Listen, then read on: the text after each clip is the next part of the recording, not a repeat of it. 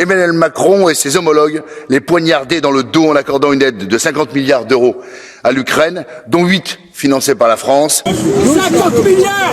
Les agriculteurs sont dehors. Ils prennent la dalle. 50 milliards.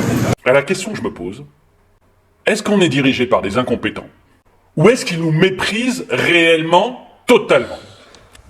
Madame le Président, chers collègues, du Conseil européen qui s'est tenu à Bruxelles le 1er février, les Européens retiendront surtout la manifestation des agriculteurs devant le Parlement européen.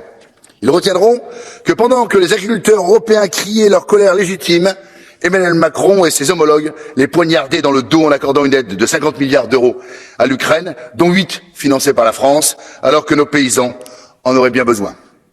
Je rappelle que l'Union européenne avait signé en 2022 un accord de libre-échange avec la même Ukraine qui a vu le blé et le poulet ukrainien inonder les marchés européens et créer une concurrence totalement déloyale.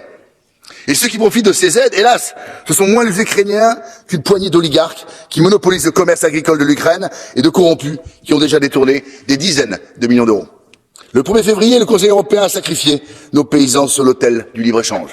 Pour sauver nos agriculteurs, il aurait fallu mettre en place une exception agriculturelle qui sorte l'agriculture des traités de libre-échange, qui renégocie les mesures idéologiques et punitives du pacte vert, qui interdise l'importation des produits étrangers qui ne sont pas conformes à nos normes et qui élimine les surtranspositions normatives, tout le contraire des priorités d'Emmanuel Macron et du Conseil européen.